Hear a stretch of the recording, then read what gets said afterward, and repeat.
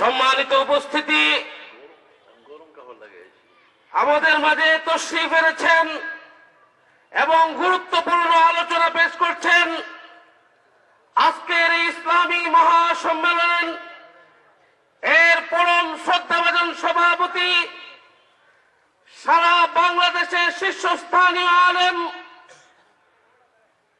উলামায়ে কেরামের দিক নির্দেশনা দানকারী, আমাদের সকলের পরম শ্রদ্ধাভাজন সভাপতি, কিশোরগঞ্জ আল জামিয়াতুল ইমদাদিয়ার মহাপরিচালক, ঐতিহাসিক শহীদ মসজিদের খতিব আল্লামা আজহার আলী আনোয়ার শাহ সাহেব দামাত বারাকাতুহু। এখন আপনাদের সামনে গুরুত্বপূর্ণ আলোচনা করছেন আল্লামা আজহার আলী আনোয়ার শাহ সাহেব দামাত বারাকাতুহু। السلام عليكم ورحمة الله وبركاته. الحمد لله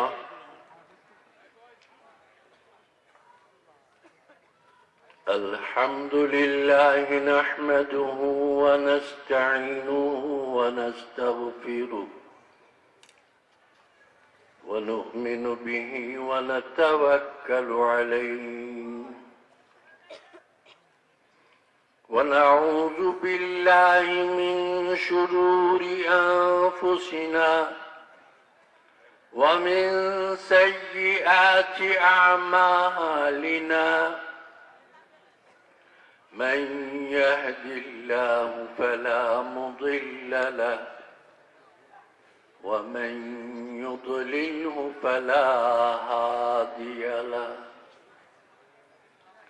وأشهد أن لا إله إلا الله وحده لا شريك له ونشهد أن سيدنا وسندنا وشفيعنا وحبيبنا ومولانا محمدا عبده ورسوله صلى الله تعالى عليه وعلى آله وأصحابه وبارك وسلم تسليما كثيرا. أما بعد فأعوذ بالله من الشيطان الرجيم. بسم الله الرحمن الرحيم. أمن هو قانت آناء الليل ساجدا وقائما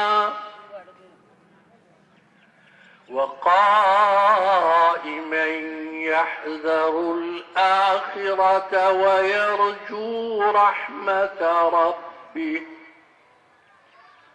قل هل يستوي الذين يعلمون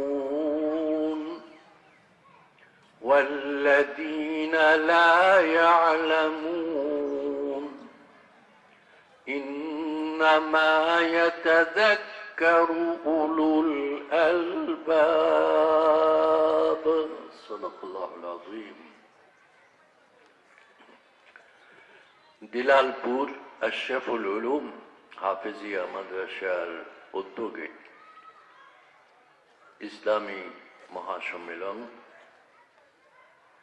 আজকের সম্মেলনে উপস্থিত প্রধান অতিথি আনোয়ার আবেদিন খান তুহিন, প্রধান বক্তা আল্লামা নুরুল ইসলাম ওলিপুরি সাহেব,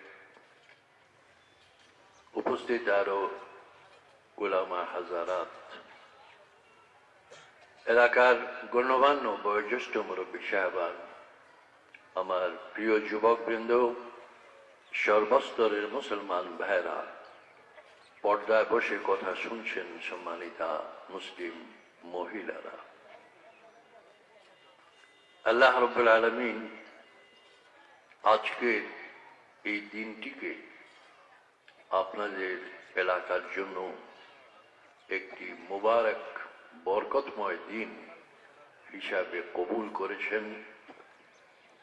আপনারা আল্লাহর রসুলের জন্য দ্বীন ও ঈমানের বিষয় জানার জন্য পার্থিব জগতের সুখ শান্তির সাথে সাথে অনন্ত অসীম কালের সামনের জীবনের প্রস্তুতি নেওয়ার জন্য এখান থেকে কিছু পাথেয় হাসিল করার উদ্দেশ্যে এখানে সমবেত হয়েছেন।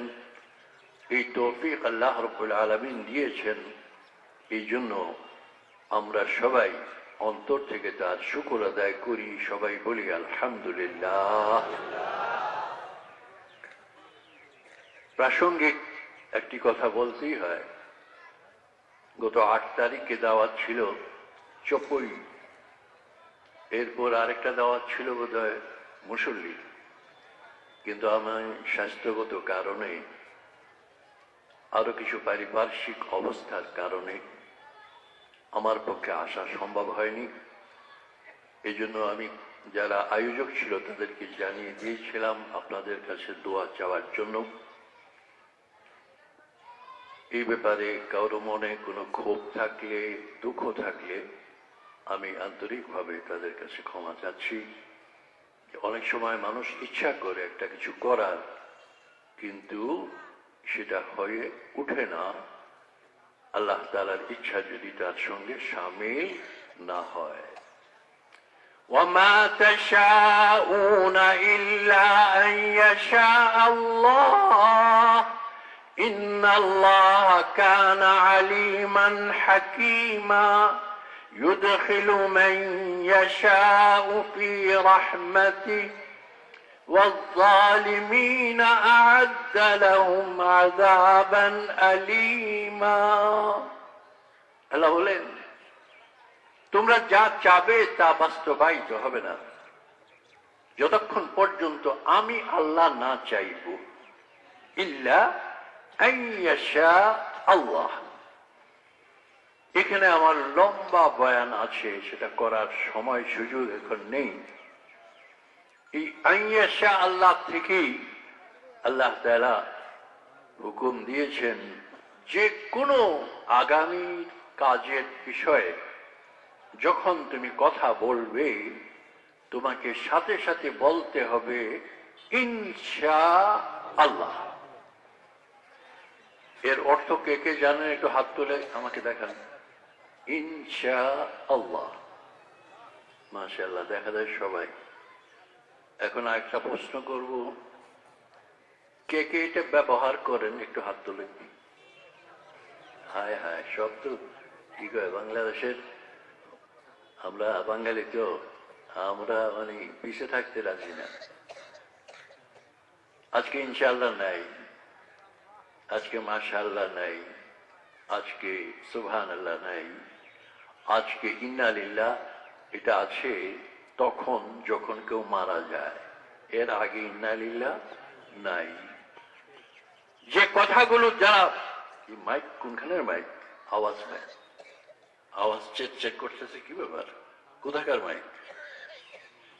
যে কথাগুলো দ্বারা আমরা মুসলমান, এই কি করছো ভাই তোমার মাইকের, আরে মিক্সিং ঠিক করতেছে না, মুশকিল, বিরাট আয়োজন করে কিন্তু মাইক আনে এমন যে কারণে আয়োজনটা একেবারে নষ্ট হয়ে যায় অনেক সময়। তো বলছিলাম,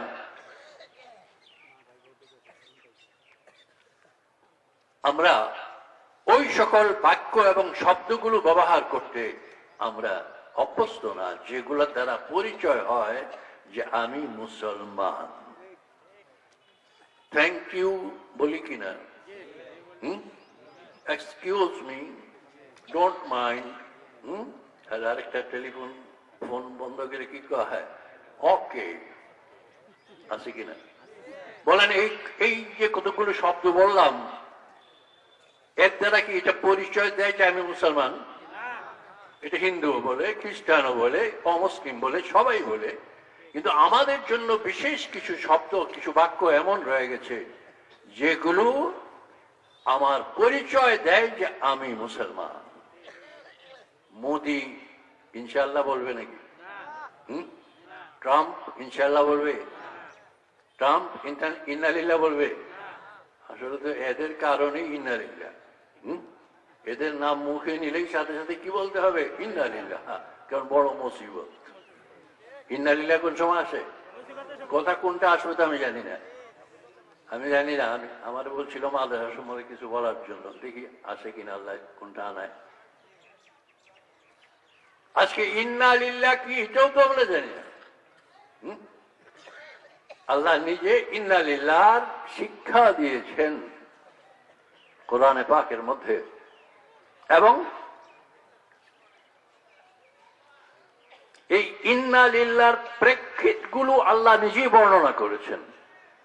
আমার ভাষা যদি একটু কঠিন হয়ে যায় আমি ক্ষমা প্রার্থী, কারণ এখানে সাংবাদিক আমাকে বড় মুসিবতে ফেলে দিয়েছে।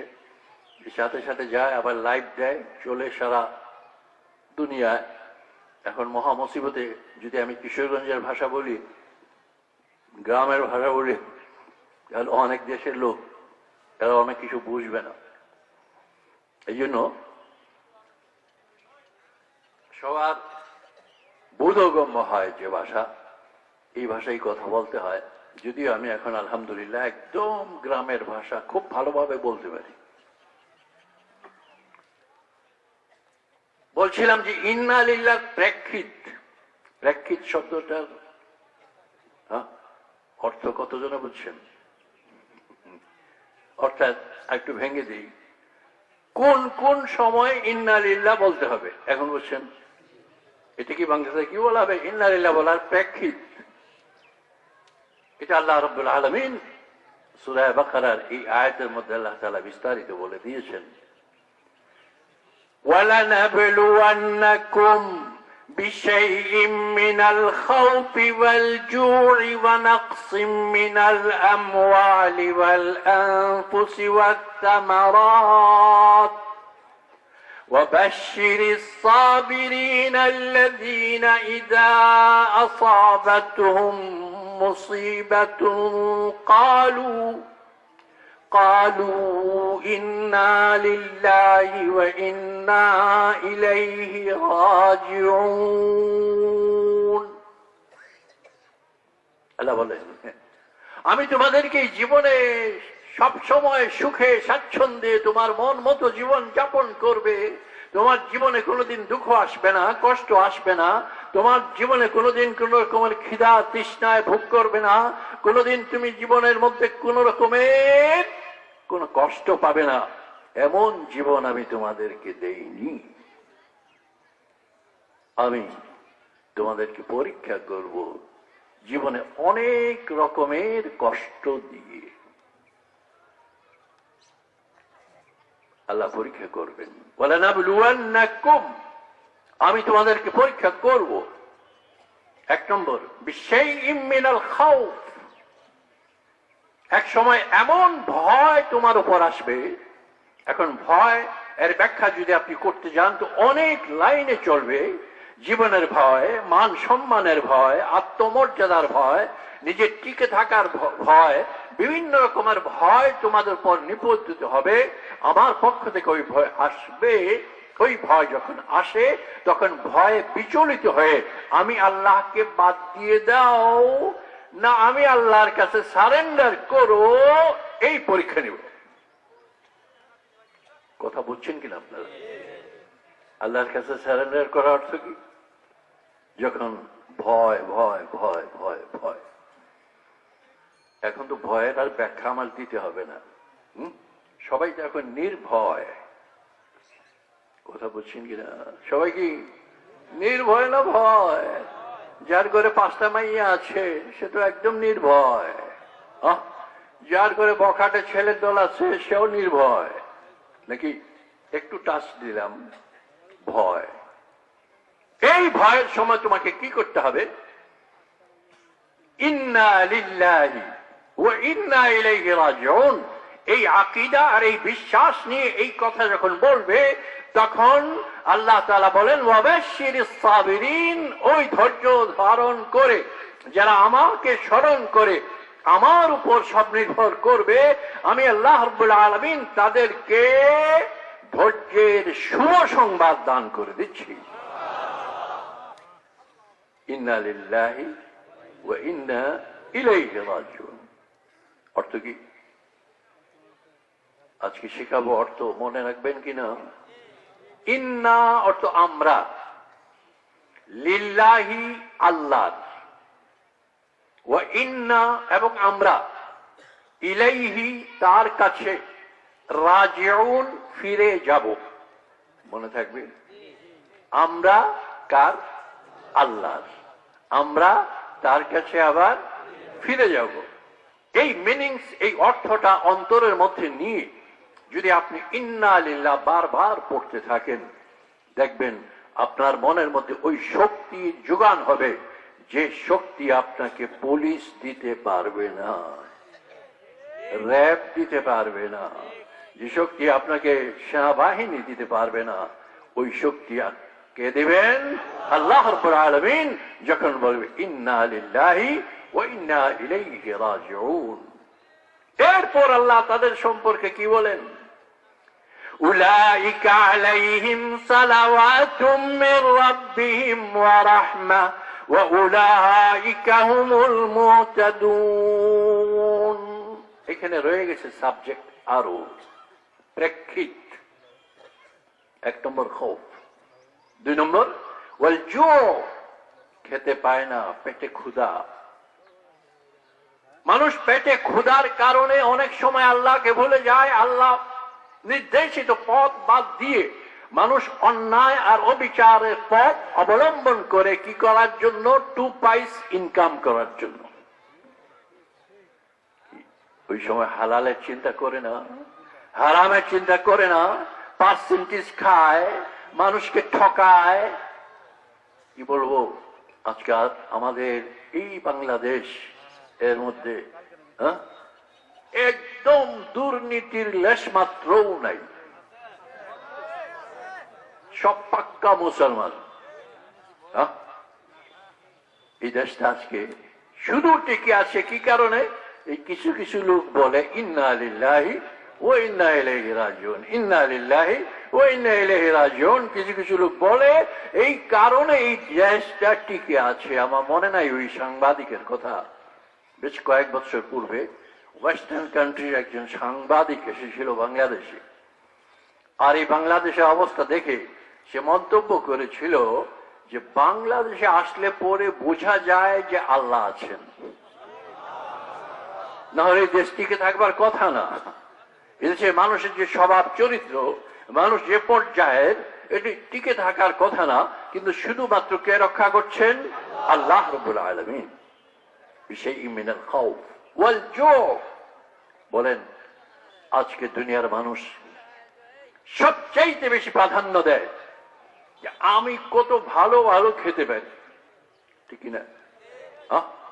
ভালো খাওয়ার জন্য, এবং ভালো খাওয়ার আইটেম আল্লাহ তাআলা দুনিয়ার মধ্যে দিন দিন বাড়িয়ে দিচ্ছেন, এবং দেখছেন যে এই ভালো খাবারের জন্য তুমি বৈধ পথে অর্থ উপার্জন করো না অবৈধ পথে, সেখানে পরীক্ষা হবে তোমার। এই সময় তোমার হালাল রুটির ব্যবস্থা নাই, হালাল রুজির ব্যবস্থা নাই। কোন রকম ধৈর্য ধরে যদি তুমি কিছুদিন একটু কষ্ট করো, আল্লাহ ঘোষণা দিয়ে দিয়েছেন, খোলেন 27 পারা। আল্লাহ কি বলেন? وَمَن يَتَّقِ اللَّهَ يَجْعَل لَّهُ مَخْرَجًا وَيَرْزُقْهُ مِنْ حَيْثُ لَا يَحْتَسِبُ وَمَن يَتَوَكَّلْ عَلَى اللَّهِ فَهُوَ حَسْبُهُ إِنَّ اللَّهَ بَالِغُ أَمْرِهِ قَدْ جَعَلَ اللَّهُ لِكُلِّ شَيْءٍ قَدْرًا। কালকে রাত্রে না হইলেও 10-12টা হাঁচি আসছে, হাঁচি আর নাক দিয়ে পানি। এরপর তাড়াতাড়ি ফোন করলাম, একটা বড়ি না, বড়ি তো অনেকগুলা খেতে হয়, ডায়াবেটিস, হাই প্রেশার, হার্টু, এরপরে প্রস্টেট গ্ল্যান্ড, এরপর ব্রেইন, অনেক কিছু। তাহলে এখন তো জোড়া তালি চলছে। আল্লাহ তো আল্লাহ চালিয়ে এনেছেন মানুষের দোয়া, আলহামদুলিল্লাহ। তো কম সময় পারা যায়, বক্তারা চায় বেশি সময়, আর আমি কি চাই? কম সময়, কম কথা হয়ে যেতে পারা যায়। খলিফা হারুনুর রশিদ নাম শুনছেন কিনা? কি খলিফা? কাপড় শিলায় নাকি? বাগদাদের বাদশাহ। কেমন বাদশাহ? কেমন সুন্নতের অনুসারী বাদশাহ। উনি একদিন ওনার নখ বড় হয়ে গেছে, নখ কাটবেন। দিনটা ছিল মঙ্গলবার। কি বার? মঙ্গলবার। এই দিন নখ কাটা যায় কিনা এখন এটা তো আলেম ওলামাদের কাছে জিজ্ঞেস করতে হবে। আজকাল তো আলেম ওলামাদের কোনো দরকার নেই, শুধু 3 কথা কইলে পরে কোন রকম হুজুর একটু বাউ কইরা দিন না, এছাড়া বিয়া দিব মেয়েরে আলেমরে জিজ্ঞেস করবে না, ব্যবসা কি করবে আলেমকে জিজ্ঞেস করবে না, সমাজে কিভাবে কাজ করবে আলেমের কাছ থেকে পরামর্শ নেবে না, ইমানদারদের কাছে সংস্রবে যাবে না। তো এক মহিলা, তার একটা মাত্র ছেলে, ছোট্ট অল্প বয়সে, এক আল্লাহর ওয়ালি যখন এই মহিলার বাচ্চাটা সামনে দিয়ে যাচ্ছেন, তখন উনি বাচ্চাটাকে দেখে আল্লাহওয়ালাদের সামনে আল্লাহ কিছু কাশফ দেয়। কাশফ বুঝেন কিনা? পর্দা সরায় দেয়। কাশফ তো পর্দা সরানো, ওনারা অনেক দূরে দেখেন। এই আল্লাহর ওয়ালি দিকে বলেন, এই ছেলে তার মাকে ফালুদা খাওয়াবে। ফালুদা আপনারা কেমনে চেনাবো আপনাদেরকে? আইসাও পড়ছে, আমি কি করবো?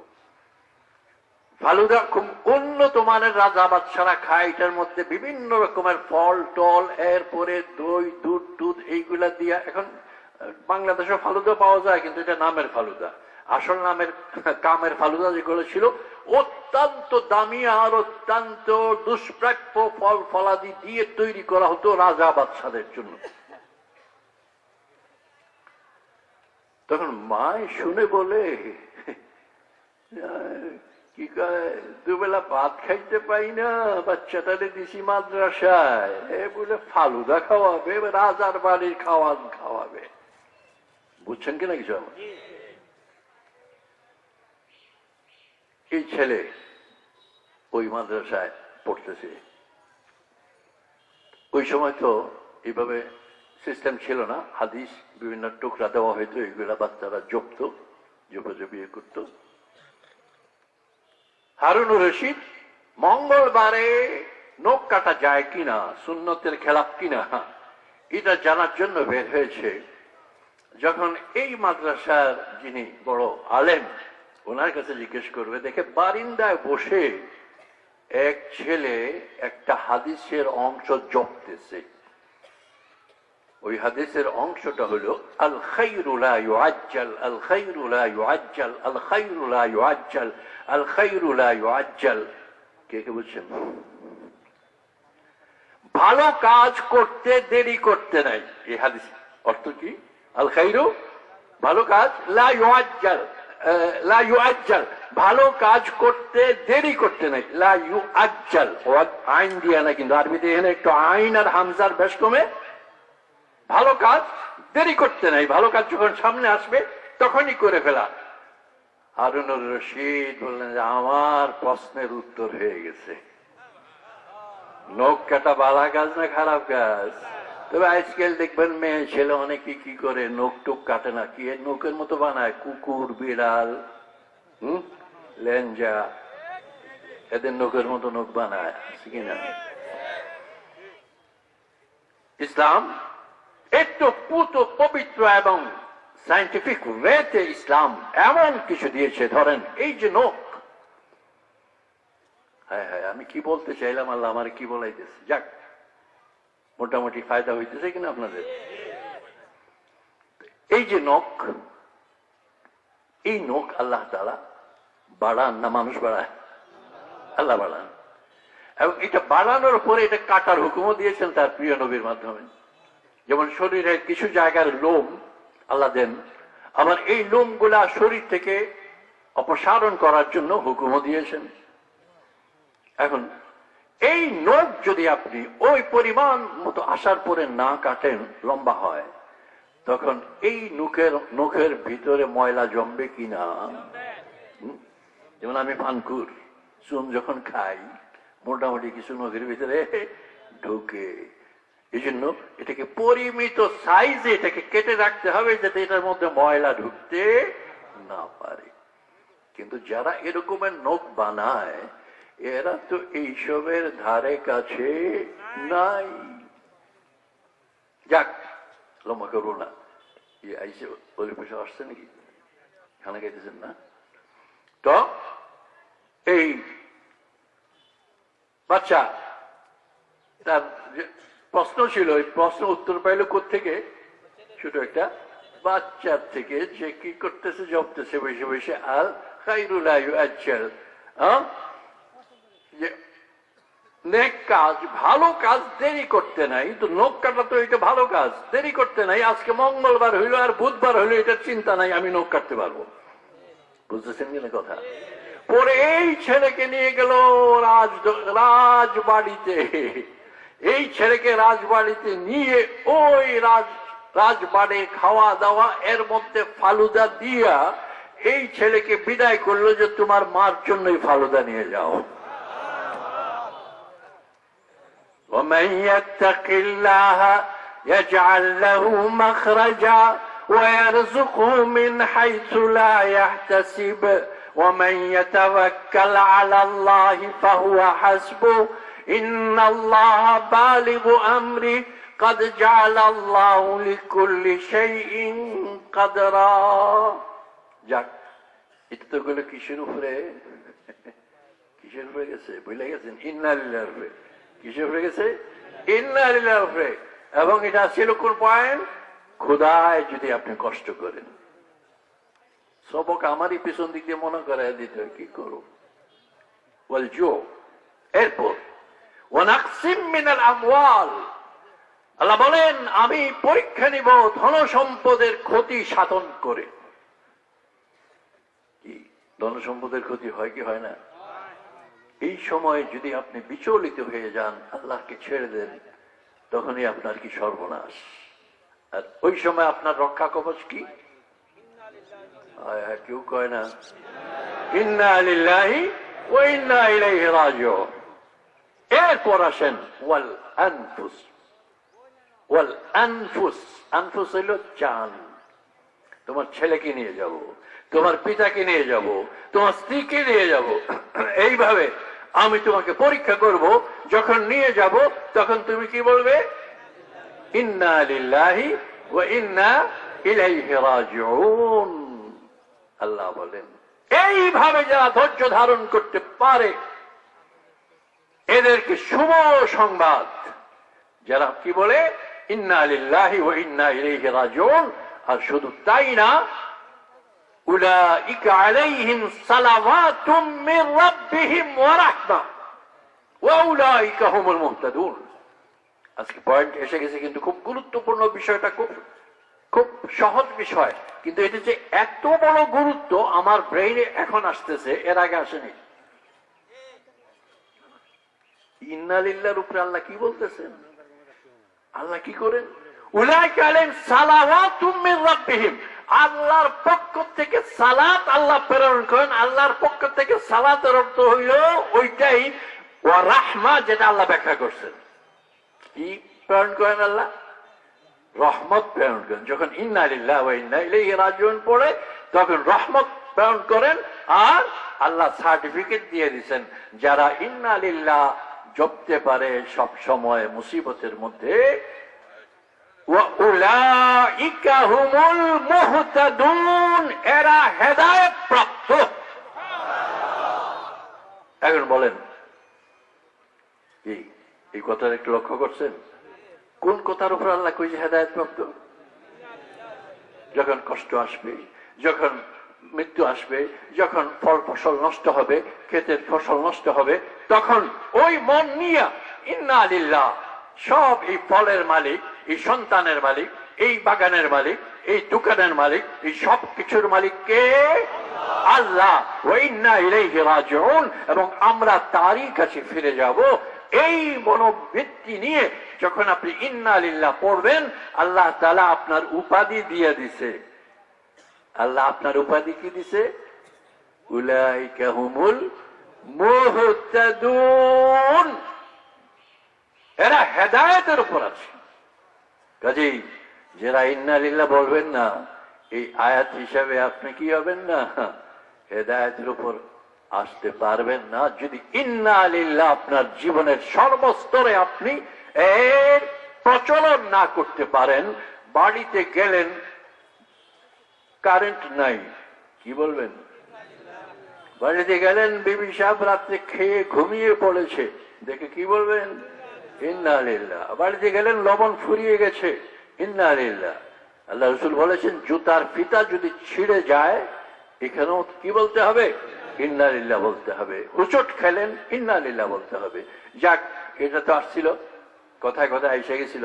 এখন যে আয়াতটা তিলাওয়াত করেছিলাম, এই আয়াতের উপর এখন যেতে পারবো কিনা, কারণ স্বাভাবিকভাবে একজন বড় মেহমানকে ইন্না লিল্লাহ 2:24 আরম্ভ করছিলাম, এখন 2:56, অর্থাৎ আর 4 মিনিট আছে 3টা হইতে।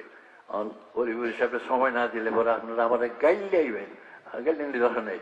তো বলছি আমরা তর্জমা করে দিই শুরু।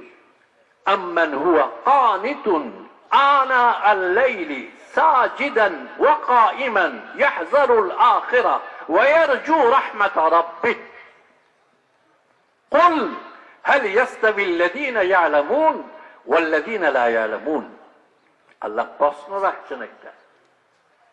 আল্লাহ তার প্রিয় নবীকে বলতেছেন, আপনি জিজ্ঞেস করুন, কুল হাল ইয়াস্তাবি আল্লাযীনা ইয়ালামুনা ওয়াল্লাযীনা লা ইয়ালামুন, যারা ইলমে দ্বীন হাসিল করেছে আর যারা ইলমে দ্বীন হাসিল করে নাই, এরা কি সমান? কে জিজ্ঞেস করতেছেন? আল্লাহ। যে ইলমে দ্বীন হাসিল করবে তার পরিচয় আল্লাহ এর আগে দিয়েছেন। কি পরিচয়?